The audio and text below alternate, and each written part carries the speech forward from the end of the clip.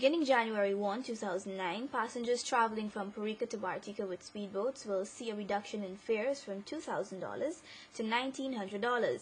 This is according to Minister of Tourism, Industry and Commerce, Mani Ramprasad, who today met the President and members of the Bartica Passenger Speedboat Owners Association. The minister says the aim is to work with the association to bring the fare to the old price of $1,000. The fares for passengers flying the Purika to Supanam route will be reduced from $1,200 to $1,100. Minister Prasad noted that this is another area of public transportation which now falls under his ministry, and he is happy to work with the association in the interests of the passengers. Licensing, encroachment on the route, and security are other issues the ministry plans to assist the association with. Residents of Hatfield Street Lodge are disturbed by the amount of garbage accumulating on the side of the road, as they fear it may lead to death and health risks. One resident told NCN that he is fearful that something tragic might occur, as drivers may not be aware of the dangers ahead on that section of Hatfield Street Lodge approaching Basindran Road. Giselle Archibald files this report. People dumping anywhere, so half the road is gone to the garbage dump. It seems to be like it's vehicles from all over coming and dump garbage there. Private vehicles turn up with garbage showing it there because it seems like there's now a new dump spot. And it's really affecting us in this area here. We'd like somebody to do something about that because it's going to cause serious problems in terms of accidents and persons getting hurt. One resident in the area says it's total disrespect to the national monument, the 1763 monument, and to the residents that live in the area in the vicinity of Chapel Street. It's coffee, our 1763 monument, which we're supposed to cherish. And look at what they're doing, bringing rubbish and dumping it right by coffee. They have no respect for, even like we said, even if they don't have respect for the people, they ain't got respect for coffee. You know, it's one of our heritage. And I feel this bad. While others expressed their disgust at the entire situation. In Kanasika, when you walk in for go to Hatfield for get into the wells, it look very dirty and nasty. The dirty water is there on your foot, all in your shoes, and it's smelly. All right. I would like to say that when Mr. Williams was on Mr. Sharma television telling people in Hatfield Street that there will not be no more dumping on the opposite the road, at the same time he was speaking, the people dumping the stuff on the road.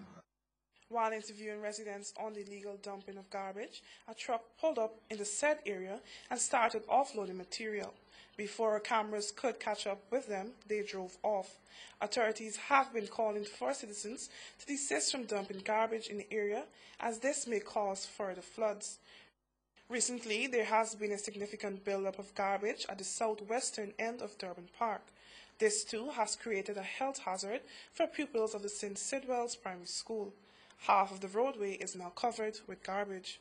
For the NCN 6 o'clock news, I am Giselle Archibald.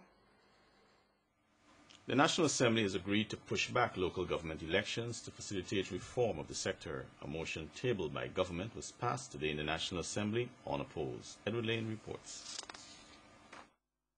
The Local Authorities Amendment Bill tabled by Local Government Minister Kelvin Lal seeks to have local government elections pushed back until the entire system is reformed. The reform will allow for a new electoral system and greater inclusiveness of citizens, among other things. Minister Lal explained that reform is necessary before the elections based on the success of the old system. Mr. Speaker, we really need these elections. We really need these elections. And so that we can have, as I said, infusion of new blood, so that we can have proper guidance to the various managements to improve the supervision and to see how we can improve systems to collect more rates and taxes. The minister explained that the long delay of holding the elections has resulted in many councils becoming dysfunctional. And as a result of this, government is hopeful for an early 2009 elections, providing the task force completes its work on time. He noted that reports from GCOM indicate that the verification exercise of the house-to-house registration, which will be completed early in the new year, is now being verified.